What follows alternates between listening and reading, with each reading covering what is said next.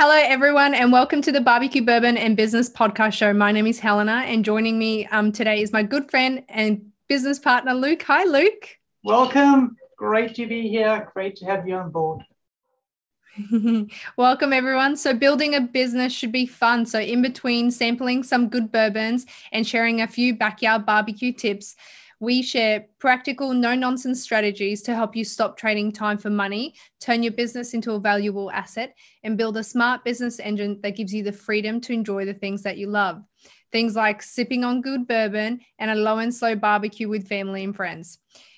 If you are just joining us for the first time, we are dwelling deep into the 7 sequential steps every business must make to not just build a successful business, but to build a valuable one as well. In this episode, we are adding on to step 2, optimizing your niche even further, which we did in the last episode. So if you haven't listened to the last episode, please go back and listen to it. We started the step 2, optimizing your niche. And now that you've found your red hot lucrative niche, how do you stand out from the crowd to ensure your potential customers buy from you and not your competition? But before we begin, let's do our favorite part of the night and pour ourselves a drink. I've been looking forward to this all day. One.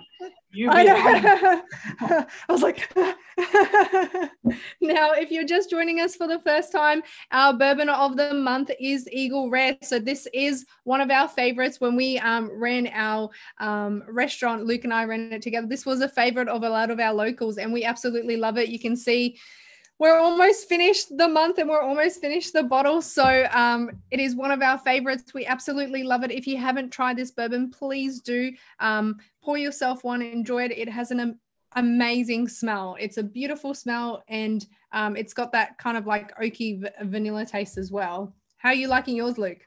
Love it. As you said, Eagle Rare, it's like a favorite. It's got good memories from our smokehouse when we had it, and we enjoyed it with some really fantastic people. I love this. It was like, oh, like when you take a sip, it's like, oh. Hey, before we begin, I've actually got some bourbon fun facts that you can use at your party to impress your friends. So that'll be a good way to start the evening. What do you think? You do it. Hit it.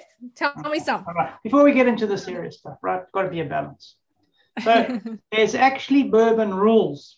Right, when the distillers make them, there's 5 of them, and these have to be followed if you're going to call your whiskey bourbon. And the first one is bourbon can only be made in the United States. The second one, it has to be aged in a charred new oak barrel. That's why you get that beautiful smell as well. Yeah. Yeah. And it has to be a new oak. You're not allowed to use one that's been previously used.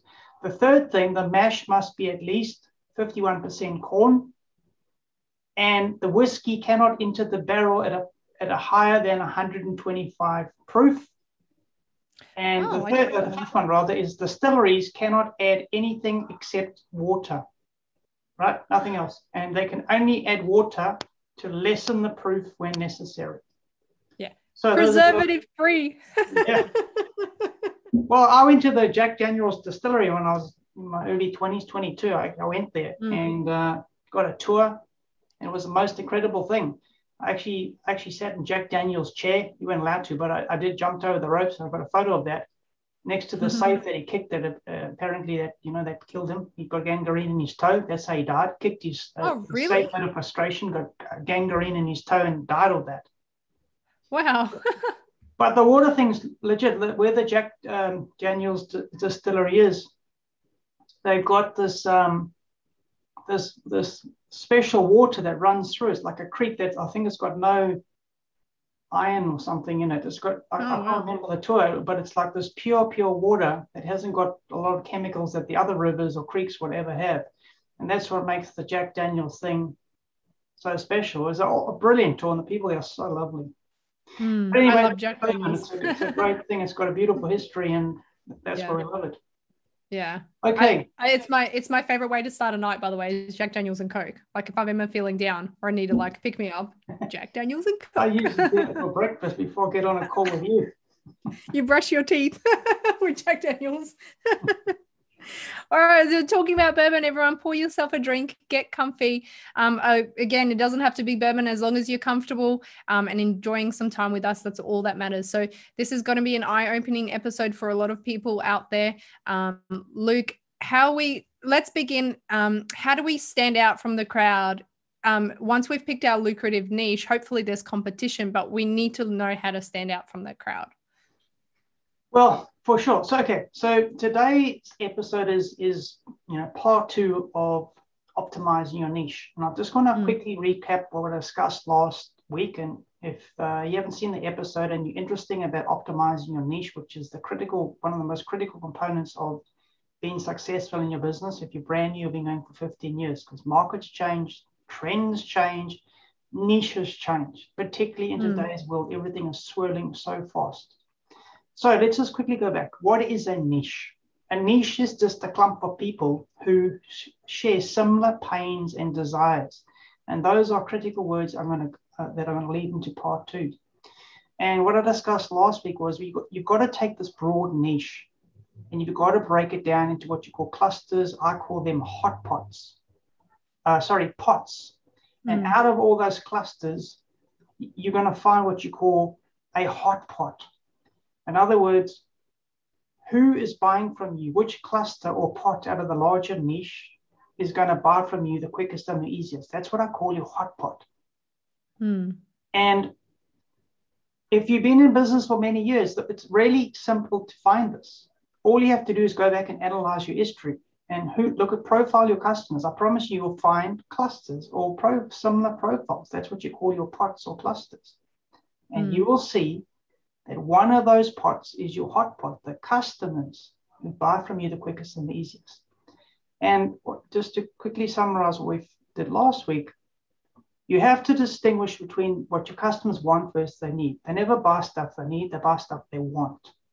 And we focused on, last week, the difference between your ideal customers and your real customers.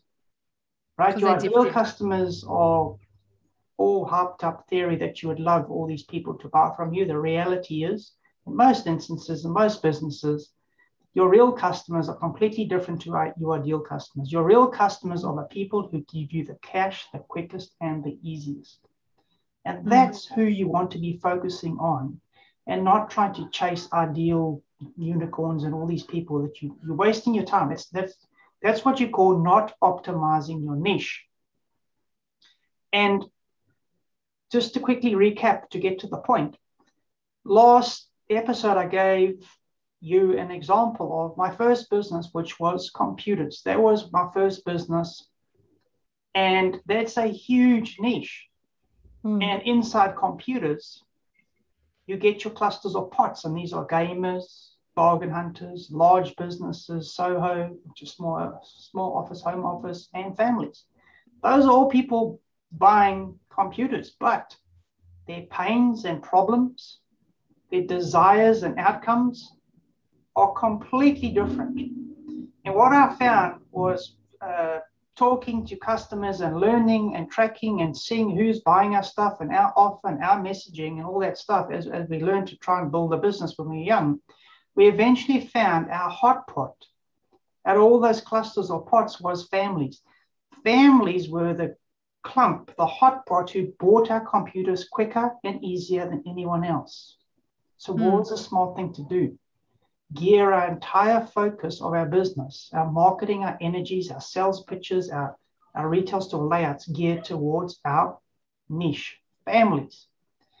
Now, when you say go where the money flows, which I said last time, you need to find niches that are lucrative. And that means where the money is naturally flowing. If customers are naturally buying from you, that means that's a lucrative niche.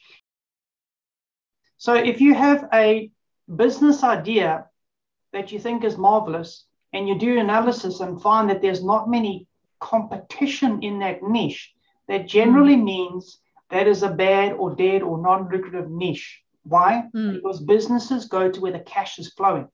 Now, this is where the controversy comes in. Most people say, well, surely you should go where there's no competition. No, you go where there's lots of competition. right? Because that means the money is flowing there. That's where you want to start. This was point 1 last week. So if you think I'm mad, go back to the episode last week. This is critically important, what people get wrong. So the next logical question you're going to be asking, well, if I'm going to go where there's lots of competition, how am I going to compete? Yes, that's a good question. How are you going to compete? Which is what today's all about, part 2. How do you stand out and sell more than the competition? It's actually not that hard. And I'm going to show you the process. Let's go back to our business equation, right? The basic business equation. You have a niche. You have an offer that you're offering the niche, not what you're selling. You have a resonating message that you're trying to tell these people so that they buy your stuff. And as a result, there's an outcome. And all you have to do is worry about those 3 things and fiddle with them, which is what we teach in this podcast. And if you just do this and optimize the steps, there's 7 steps to fix this business equation. We are on step 2 at the moment. Then your business works. It's not magic or rocket science. It's just following a logical process. And so the next logical thing is, if you found this niche who's buying from you the quickest and the easiest, and there's lots of competition, the first thing you've got to do is create a message that resonates better than your competition. And how do you do that? Well, that's what this session is all about. So here's a cool example. Here's a quote from a business. Drink. While you're taking a drink, I feel like I have to mention. I was like, I'm interrupting while you're taking a drink. I have to mention that even if you've been a business owner for several years, so let's say you've been in business for 5 to 10 years, and you were going really well at the beginning, but now you're not. Like you mentioned before, Luke, niches change. Their wants and needs change as well. So if you're finding that this isn't just for people who are starting out, which is my point, but if you've been in business for a while and you find that business isn't tracking as well as it used to, or it could be better, this is the kind of thing that we're looking at as well, like the resonating message. So things change, your niche's wants and needs change. And then this is where you can also take the time to look at, it's like, maybe this isn't a profitable niche anymore. Maybe you can move your business into something else. But this is what we're looking at today, is like, how can you adapt and shift and change? And the first time you do this resonating message, which I'm sure Luke is going to mention, it might not be right the first time. So you have to change and adapt. So that's what I just wanted to point out. Even if you are a business owner, you have to have some, if you've been a business owner for a while, you have to have some flexibility when you're doing this and be open-minded. Today's world, you have to be flexible. You cannot be doing stuff you did 8 or 9 years ago. That is absolute suicide. I mean, the world is changing so fast, and this is a process I'm teaching you, showing you of how to be fluid, how to be flexible, and what to do, because a lot of business owners just don't know what to do when things go wrong. So this is why you go back to the steps. The steps work. The process works 100%. You just have to follow the process. It's just a logical flow of how customers think and work and buy. So here's a great example of a swimming coach who was beating competition hands down. So I talked about earlier about customers buy on, talked earlier in the last session, rather, on emotions. People buy emotionally. They don't buy logically. That's, there's some difference, like the same thing as wants versus needs.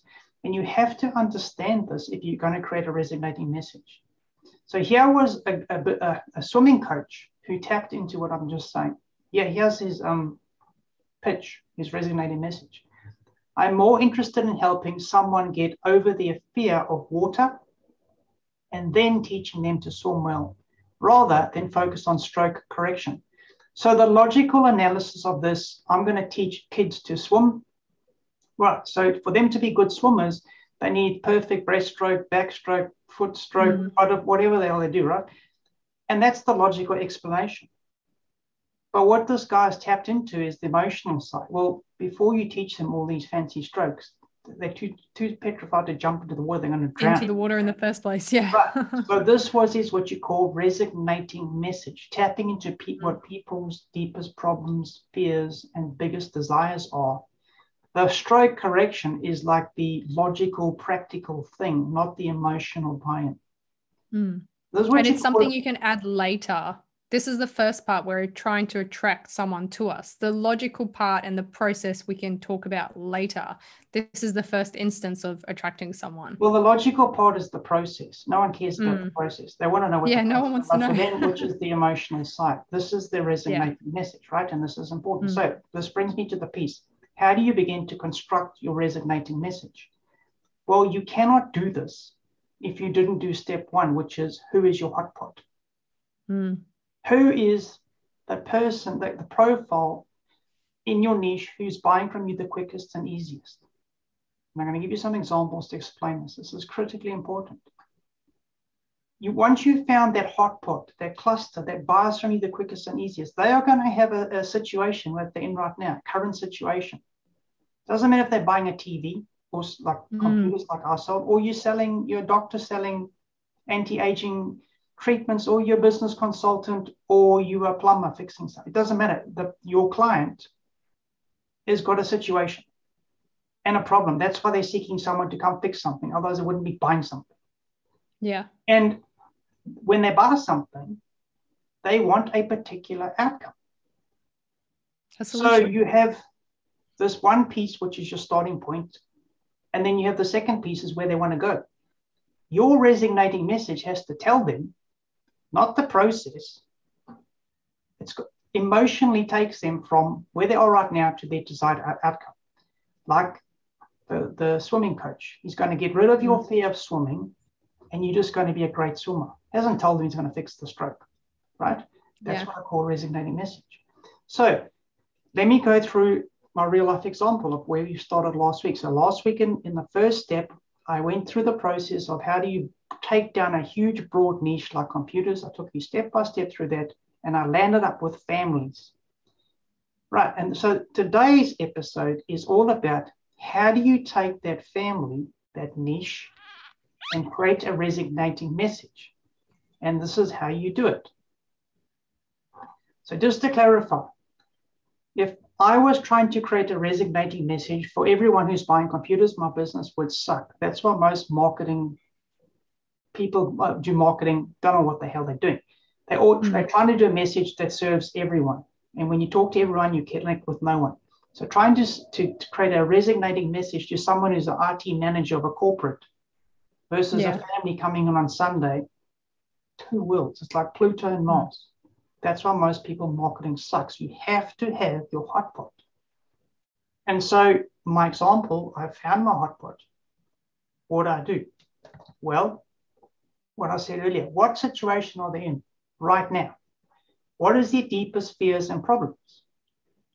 Right? And I showed you how to do research in the last episode. You've got to go and do research. You can't guess this. You are not your customer. Don't think you are. Don't pretend you are. You will get it wrong. You'll stuff it up. Trust me. Okay? If you guess on behalf of your customers, you're going to get this wrong. You have to survey and work this out with them. Get them to tell you the answers. Don't guess. So in my instance, families. What are their deepest fears and problems? Well, their families. They didn't know tech stuff. And they were petrified of being sold stuff that they didn't need. And they found stuff way too expensive. This was early 90s. So computers were just becoming mainstream. So they were very, very expensive. Hence the fear of getting sold the wrong thing. And there was no finance options. And there was no after-sales support. This was back in South Africa when I first started out. This was the problems of families trying to buy computers. And they were all being sold in garage-style houses, converted houses. Retail computers had not hit mainstream in the early 90s. So what were the most powerful desires of the families who wanted to buy stuff? Well, they were petrified of being ripped off because most of the people selling the stuff were technical dudes. And so they talked in gigaroms and megs and this and that. The families didn't know what the hell they're talking about. So it freaked them out, scared them. And they wanted to make family purchasing decisions, which meant what? They liked to shop on weekends. Competition was open Monday to Friday. They worked from converted garages. Retail hadn't developed yet in this industry. And what no competition were doing was having units on display. And one of the reasons was because they cost money to do this. You had to put these things up and computers went out. So it was a problem to put things on display for customers to touch and look and etc. And in the early 90s, Windows had not come out yet, the plug and play versions. So this is the process. What were my customers' pains? What would they want to achieve? And the third and final piece of figuring out your resonating messages, well, what were competition doing wrong to not take them from those problems and take them to the desires? Well, they were doing this. They were talking in geek stuff, specs and things, and families didn't know what the hell was going on. So they were scared. They became insecure and therefore stopped purchasing because they were petrified of handing over money. They didn't know what the hell they were buying. The trading hours were Monday to Friday, so they're looking for a weekend solution. There were no payment plans. And this is a huge one. In those days, in the early 90s, you bought a computer and then you bought a CD-ROM kit. And then you bought an internet modem. And then you had the software. You as a family had to go home and put this together. And can you imagine the fiasco?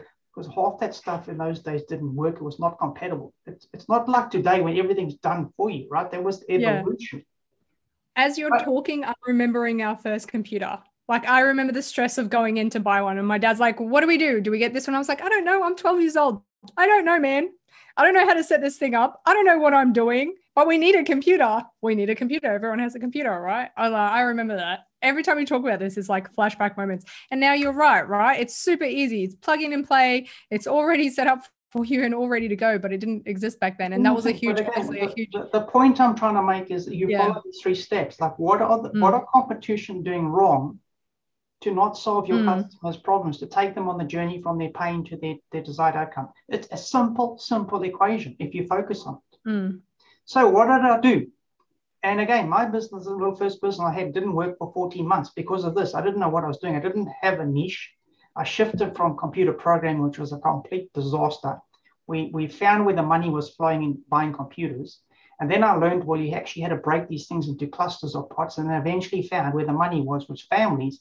Then I had to eventually worked out my resignating message. And my resignating message came from the example I've just shown you. So what I did in my store, I opened up our province's first little retail store, right? So this is creating your solution to your customers and offering a resignating message.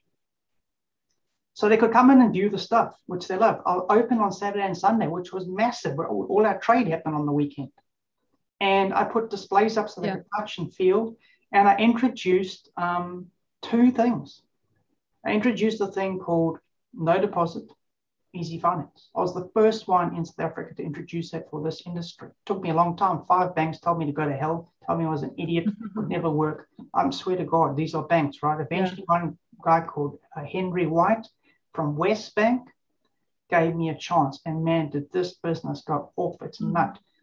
People it was insane. I actually started a finance company off this because it was so successful. We started financing allowing other computer competition because they didn't have the nous. I mean, it took me 6 or 7 months to put that deal together. They were happy to pay me the admin fee because they sold more computers. This is what I'm talking about. Following where the money is flowing, following this process is so powerful. And so as a result of all the stuff I'm telling you, my resignating message became, my company was called Atomic Computers. Atomic Computers, your family computer store, open 7 days a week. That was my message, a simple thing. You don't need all this fancy marketing rubbish that's out there. You just have to follow this process and tell your customers how you're going to sort everything out, a message that resonates with them. And there's one particular product I call the Atomic Family Computer, right? And then in the next episode, I'm taking you how you put this product together, how you package and price your products. But I created this thing, and you can see the thread. It's called a family PC, not by guessing. It was a deliberate strategy based on my customers. And what it was, we actually got a factory to put this all together pre-sale. So in other words, the customers took this home and they plugged it in. This wasn't Windows yet, right? Windows plug and play. This was 3.1, I think, Windows, where you actually had to connect all the stuff up yourself. I got the factory to do this. So the customer just took it home and plugged it in. So that came part of my tagline, just take it home and plug it in. And there was no deposit, easy finance. I had the formula or the resonating messages customers were seeking. That one product made me over $10 million in sales. One product. This is what I'm saying. People try and sell all sorts of stuff. One product was my golden hero because of this process I'm taking you through today. In a second business of mine, I followed these 7 steps I'm teaching. And my second business was an ink distribution business. And so anyone who's ever bought an ink cartridge knows what a nightmare it is. You can never remember what an Epson SQ25, HP 56A, a Canon 21BC, and then you have to remember what's your printer model number. Yeah. So when I was working retail, I used to help grannies try and do this, and young kids, and everyone couldn't remember these ridiculous numbers that the competition were putting out. This frustrated retailers and frustrated customers. So I came up with a solution based on what are the customers' pains? They couldn't figure the stuff out. What were their desires? Well, just give me a thing that's easy. I go home and it works. What were competition doing wrong? Well, they got all these stupid numbers no one can remember. My solution was what you call plugging the gaps. Competition doing wrong to fix the problems. Plug the gaps. So I plugged the gaps and I created a resonating message. I put pictures on ink cartridges. So all you had to do is remember Strawberry for a Canon BC21, Parrot for an Epson cartridge, pencils for HP. Every single cartridge had a picture, and you took a little sticker and you stuck it on your computer. So it doesn't matter. All you remember was your Strawberry or your tennis racket, whatever. Yeah. And my resonating message was remembering which cartridge is now so easy. Just remember your picture. That was it. And that's so easy. Yeah. Well, so simple. Okay. It's a process I've taken you through that I use in all my businesses and teach all my clients. It works. It absolutely works. It's a logical process, not magic. So I hope you found that useful, because if we go back to our business message, what is your niche? What are you offering them? What are you telling them? Which is a resonating message, which is trying to say, hey, buy my stuff better than anyone else. All you have to do is create a resonating message better than your competition in these busy, lucrative niches. That's all you have to do. And then you measure your result. And so what I'm showing you here is the quickest route to the cash. It's a logical process of our customers buying. And we're only on step 2. We've still got five to go. 5 plus 2. Yeah. Must be time for another 10. But it's really important. We get a lot of clients who are like, I have a resonating message. I was like, yeah, but have a look at your resonating message. Is it really catered at a specific niche or a hot pot, or is it targeted at everyone? And this resonating message is important. Like, it's so important because it goes everywhere. It goes on your website. It goes on your flyers. It goes on promotional material. So this is the thing. Like, if you've got one, have a look at your resonating message. Have a look at your title on your website. A lot of people don't even have a resonating message or a title on their website, right? They just have their logo and a pretty picture. It's like, well, that's the first thing people see. And this is what we're talking about, is that resonating message that emotionally engages a specific group of people that will then buy easier and buy quicker and be basically convinced to buy from you faster. Well, that's 100% correct, because most people start a business, they get a website designed, then they're doing their social media, and then they say, right, okay, I'm going to get some help. And they've just spent $5,000 on their website because they thought it was the best thing. And people have this unbelievable belief. I put up a website and my business is launched. It's true. Or they get a Facebook page and off they go, and they spend money on digital adverts and Google ads and nothing happens. Why? Well, who are you? Who's your hot pot?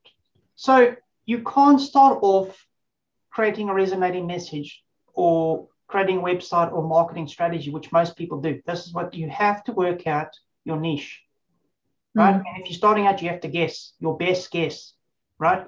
But generally, if you've been in business for a couple of years, the data is there. That is why the niche is step 2 after fixing your brain, step 1. So coming up in the next episode, we take the next logical step. You found your niche, which is who buys from you the quickest and the easiest. The next logical step is, what are they buying from you? And again, if you have been in business, you will find that most of your products and services come from about 20% of your sales. The rest are wasting your time. It's not optimized. Most businesses are like this. In fact, 99% of businesses are like this. They're not optimized. And what they do is they spend most of their time trying to sell more of the stuff that doesn't sell because they think that's what they should be doing. No, you shouldn't. You should be selling your top sellers and only your top sellers and get rid of everything else. Yeah. And so again, I learned this is what you call optimizing. I learned this in my first business. The one product was responsible for 98% of our sales. No matter how much marketing effort and carrying on we did, they wanted the finance option and they wanted that per computer solution because that everything else was just a little bonus. And so that's what you call optimizing your sales process. And that's where we're coming to next week. And what we're going to be looking at is like your hook. Right? You have to have a hook, and I'll explain what all that means. You're going to look at how do you build an upsell funnel. You can't just put an upsell funnel in. You've got to do a lot of steps to create the trust and the hook, etc. And you'll learn how to design your products and services, how you package them, how you price position them, because your goal is to sell more, quicker, and more than your competition. And this is not as hard as it sounds if you follow a logical process. Now, if you want to see all these 7 steps in action with real life case studies and real examples of my own businesses and all the stuff coming together, you can check out, I have a free workshop, which is, I think, about 90 minutes. It's very popular, and it goes through all these 7 steps. And I think there's a link below, Helena, people can click on. It's free. Yep, I can pop it in the link. Yep. Yeah, and it explains everything. There's a downloadable blueprint as well of all the 7 steps. So please check it out if you want to look at optimizing your business. The purpose of these steps we're taking you through is optimizing your business. Why? Well, you want to build a business engine, a smart business engine that does the work for you. That should be your goal in business, your first goal. Your second goal, which as we get deep into these podcast episodes, is about valuation.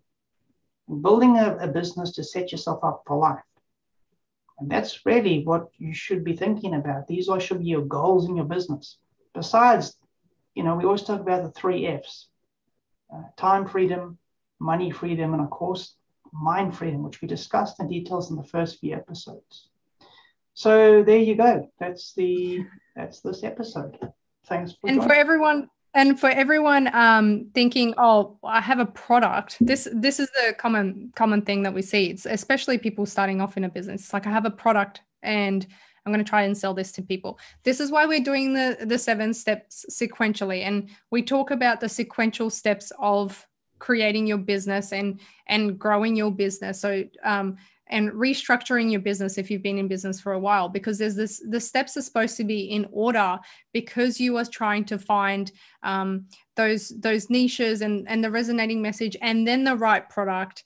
And then we move on to things like social media and marketing. You don't do it the other way around, because you're going to go into a lot of pain and a lot of time of trying to make something work and trying to push it into a niche that doesn't want your product or doesn't need your product, if that makes sense. So that's why we're doing it in a sequential order. And that's why we call it the 7 steps. So there, and that's why we do it from step 1. So like Luke said, have a listen to the previous episodes or hop onto our website. So I'll pop the link below for the free masterclass, and have a look at how your business is structured. Take the time to have a look at your resonating message, which is what we spoke about now. And seriously have a look at, with no objection, because people get attached to their website and logos and stuff like that, with no objections to what it is, but how is your audience perceiving it and who's looking at it. So that's the important part, is having a look at all this stuff with no objections to or attachment to what you've done before.